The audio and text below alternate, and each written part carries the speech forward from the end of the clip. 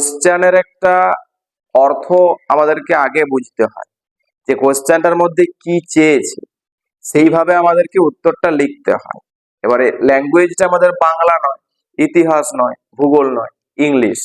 ইংলিশে পূর্ণ বাক্যে উত্তরটা লিখতে অনেকের সমস্যা হয়। তাহলে প্রশ্নের যে মাহাত্ম্যটা, প্রশ্নের যে মিনিংটা, এটা যদি আমরা বুঝতে পারি তাহলে উত্তরটা দিতে আমাদের অসুবিধা নাই, কিন্তু লিখতে অসুবিধা হয়।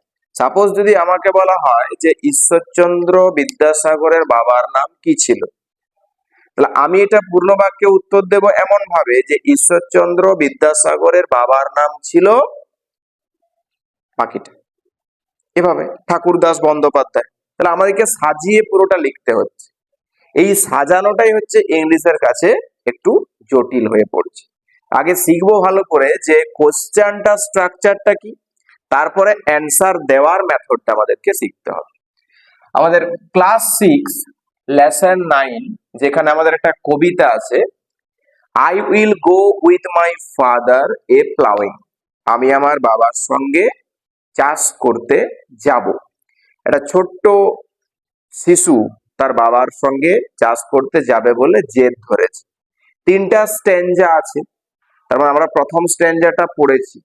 পরীক্ষায় যদি এই প্রথম স্ট্যাঞ্জাটাই আসে আর সেখানে যদি পূর্ণ বাক্যের কোশ্চেনের অ্যান্সার লিখতে হয় তাহলে সমস্যায় পড়তে পারি। তাই সেই সমস্যাটা আর সমস্যা হিসাবে রেখে দিলে চলবে না, সমস্যাগুলোকে দূর করতে হবে। লেসন 9, তাহলে ফার্স্ট কোশ্চেন আমরা দেখতে পাচ্ছি এখানে রয়েছে যে হু is the poet of the poem I will go with my father a ploughing. এই কবিতাটার কবির নাম কি? যখন আমরা কবিতা বা গল্প পড়বো, আমাদের ইংলিশ এমন একটা সাবজেক্ট, অত্যন্ত সহজ একটা সাবজেক্ট। কেন বলছি, সিন পোর্শনটা আমাদেরকে দেখে দেখে অ্যান্সার লিখতে হয়, আনসিন পোর্শনটা সেটাও দেখে দেখে অ্যান্সার লিখতে হয়। আমাদেরকে খাটতে হয় বেসিক তথ্যগুলোকে অর্জন করার জন্য। যেমন ট্রু ফলস অ্যান্সার কিভাবে লিখবো, সাপোর্টিং স্টেটমেন্ট কিভাবে দেব, পূর্ণ বাক্য, আবার ফিল ইন দ্য ব্ল্যাঙ্কস এগুলো পূরণ কিভাবে করব, এগুলোর উপর আমাদেরকে একটু বেশি স্টাডি করতে হয়। বাকি গল্পটা তো আমাকে দেওয়া আছে, তাহলে এখান থেকে আমাদেরকে একটু ভালো করে শিখে নিতে হচ্ছে যে কিভাবে আমরা শূন্যস্থানগুলো বা কোশ্চেনগুলো ফিল আপ করবো। Who is the poet of the poem, এইটুকুটাই ধরি যে এই কবিতাটার কবির নাম কি। লেখাটা যখন লিখবো তখন ভালো করে সাজাবো আগে। এখানে প্রথমে দেখতে পাচ্ছি WH ওয়ার্ড হু আছে। এই হুটাকে কি বললাম? WH word. এই WH ওয়ার্ড কটা আছে বলতে পারবো? WH ওয়ার্ড কটা আছে? প্রথমে আছে who, what, where, why, which, when, whom, whose, how. 1 2 3 4 5 6 7 8 9, এই 9খানা WH ওয়ার্ড আছে। প্রত্যেকটার আলাদা আলাদা মিনিং আছে। হু মানে কে, প্রশ্নের মধ্যে যাকে চাইবো সেখানে যদি হু থাকে তা সেই হিসাবে ব্যক্তি বা বস্তু উত্তর আসে, হু। হোয়াট মানে কি, হোয়ার মানে কোথায়, হোয়াই মানে কেন, হুইচ মানে কোনটা, হোয়েন মানে কখন, হুম মানে কাকে, হুজ মানে কার, হাউ মানে কত বা কিভাবে। এই হচ্ছে WH ওয়ার্ড। এবার যে WH ওয়ার্ডটা প্রথমে ইউজ করা থাকছে সেই অনুপাতে কোশ্চেনটার অ্যান্সারটা আমাদেরকে লিখতে হবে। এখানে ফার্স্ট কোশ্চেন আছে who is the poet of the poem I will go with my father a ploughing. তাহলে আমাদেরকে আগে WH ওয়ার্ডটা চিনতে হলো। এরপর থাকছে অক্সিলিয়ারি ভার্ব। এর নিশ্চয়ই জানা আছে অক্সিলিয়ারি ভার্ব কি কি হয়। অক্সিলিয়ারি কি হয়, বি আছে, হ্যাভ আছে, ডু আছে আর মোডাল আছে। বি বলতে am is আর was were, হ্যাভ হচ্ছে হ্যাভ হ্যাজ আর হ্যাড, ডু হচ্ছে ডু ডাজ আর ডিড, আর মোডাল হচ্ছে can could may might shall should will would. এই অক্সিলারি ভার্বের পরে সাবজেক্ট থাকে। এই কোশ্চেনটা সাবজেক্ট হচ্ছে এটা, এই পুরোটাই হচ্ছে সাবজেক্ট। কি করে বুঝলাম সাবজেক্টটা এতটাই বলে? এই অংশটা ভালো করে দেখবো যে WH ওয়ার্ডটা হু আছে, who is the poet of the poem I will go with my father a ploughing. এ কবিতাটার লেখকের নাম। তাহলে আমরা যাকে উত্তর হিসেবে বসাবো সেটা অবজেক্টে বসাতে পারি, বা হু এর জায়গাতে উত্তরটা বসিয়ে দিতে পারি। দুভাবে উত্তর লেখা যায়।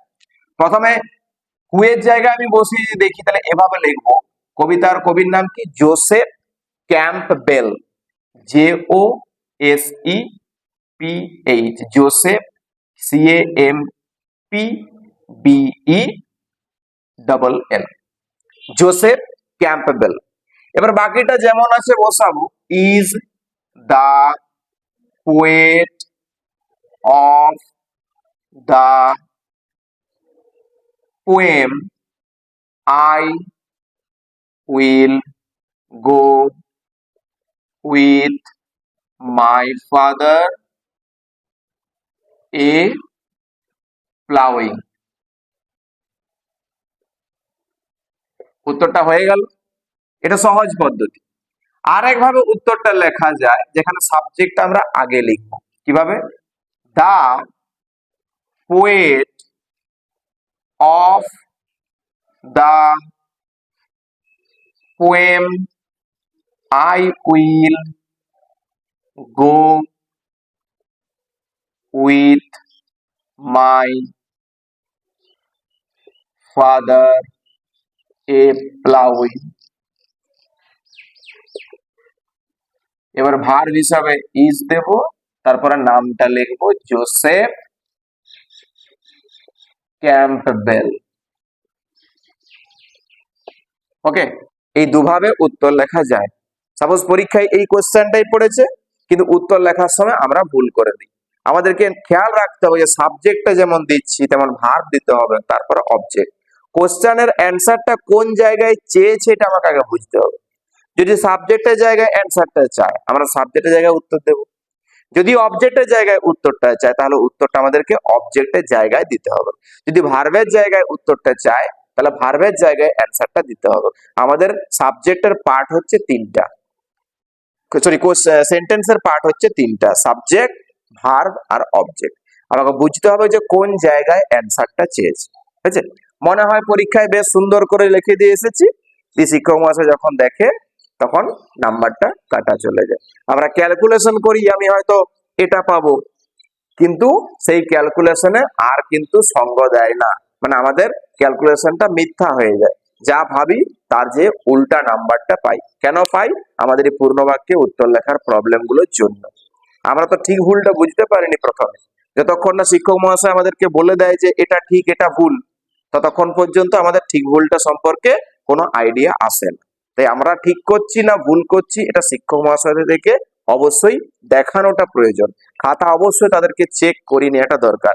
সাপোজ একটা আর্টিকেল, একটা প্রিপোজিশন আমি ভুল করে লেখা হয়ে গেছে ভুলটা, তো সেই খাতাটা আমি যদি শিক্ষক মহাশয়কে না দেখাই, চাপা দিয়ে রেখে দিই, তাহলে কি হয়? পরবর্তী সময় যদি প্রয়োজন হয় উল্টে দেখলে সেই ভুলটাই আমার দেখা হবে।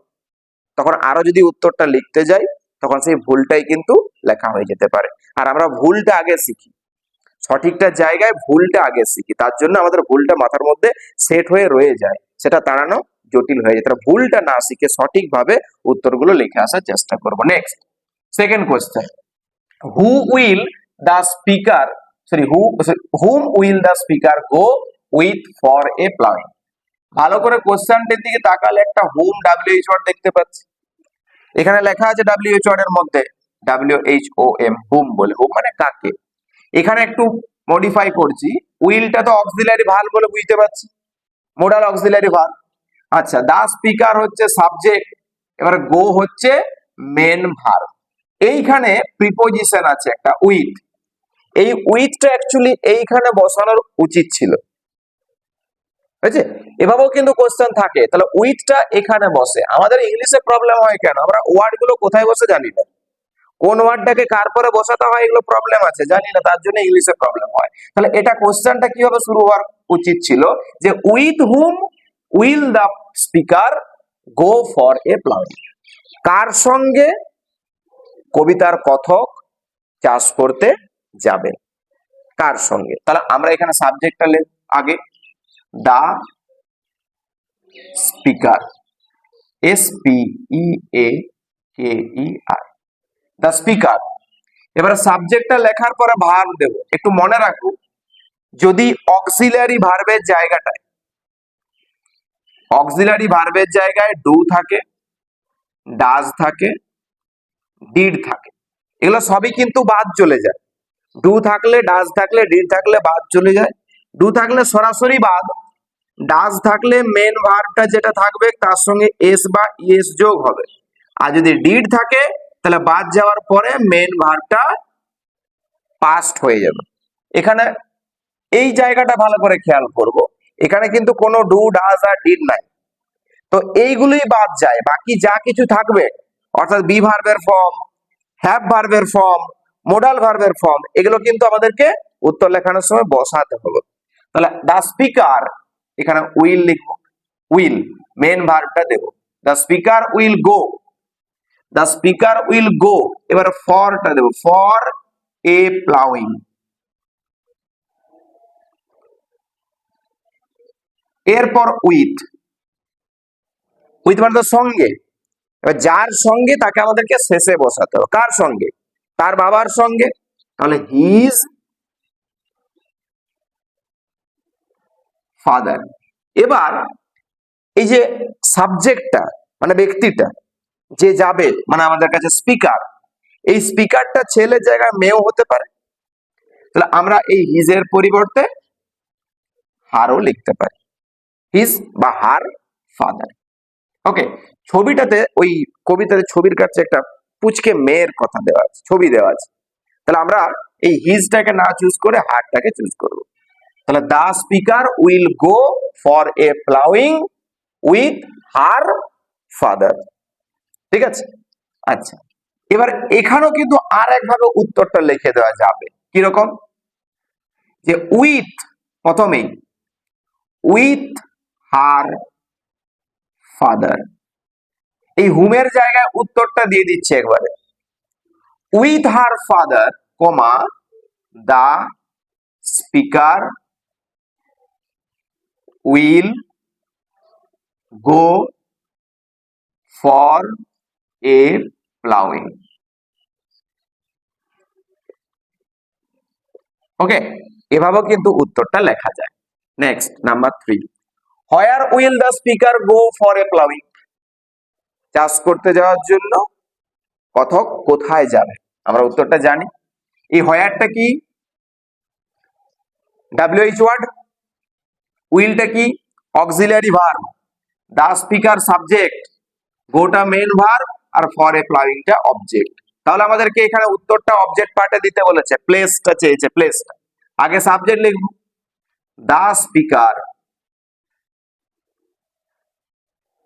Will go for a ploughing. কোশ্চেনটা সাজানো হয়ে গেল, the speaker will go for a ploughing, এবার কোথায় যাবে? To the green field, second লাইনটাই লেখা আছে, to the green field by the sea, সমুদ্রের ধারে সবুজ মাঠে যাবে কথক তার বাবার সঙ্গে চাষ করতে। এটাকে কি আর অন্যভাবে লেখা যেতে পারে? পারে। এই অ্যান্সারটাকে আমরা লিখতে পারি আগে, তাহলে এভাবেও হতে পারে, to the green field by the sea, সমুদ্রের ধারে সবুজ মাঠে, the speaker will go for a ploughing. ঠিক আছে, আরেকভাবে উত্তরটা কিন্তু জেনে নিলাম, যেটা সহজ মনে হবে সেটাই কিন্তু লিখুন। Number 4, why will the father and the child sing while ploughing? যখন চাষটা করবে, লাঙলটা যখন চষবে, তখন বাবা এবং ওই শিশুটা তারা গান গাইবে কেন?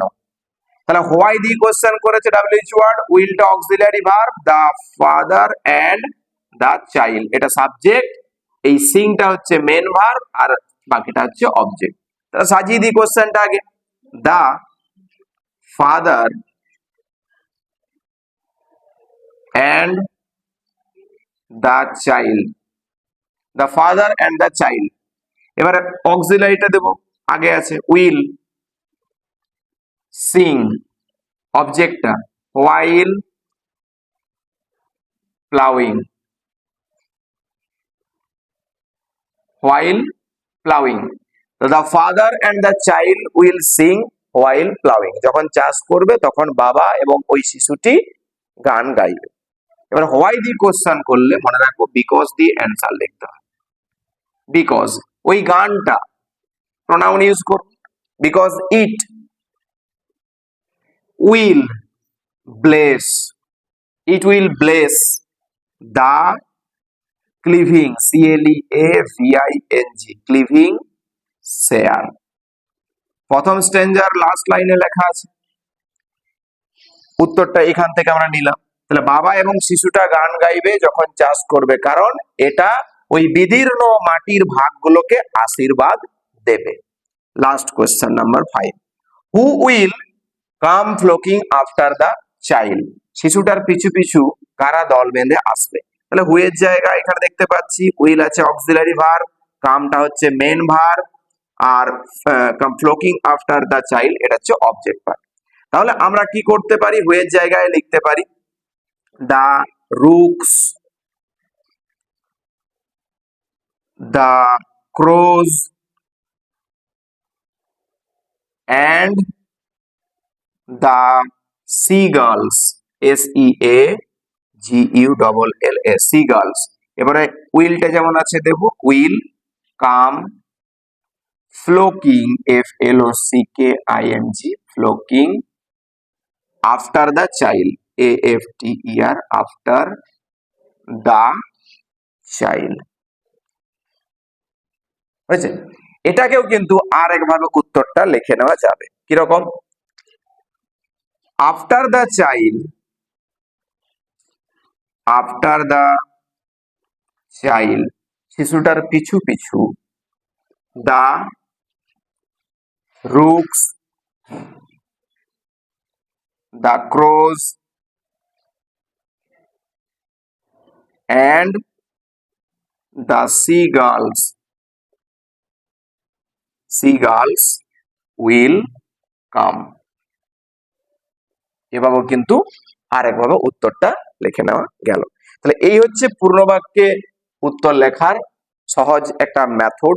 যদি আমরা এভাবে কোশ্চেনটাকে সাজিয়ে উত্তরটা লিখতে পারি, তাহলে কিন্তু নির্ভুলভাবে পরীক্ষা খাতায় উত্তরটা লিখে নিয়ে আসতে পারবো।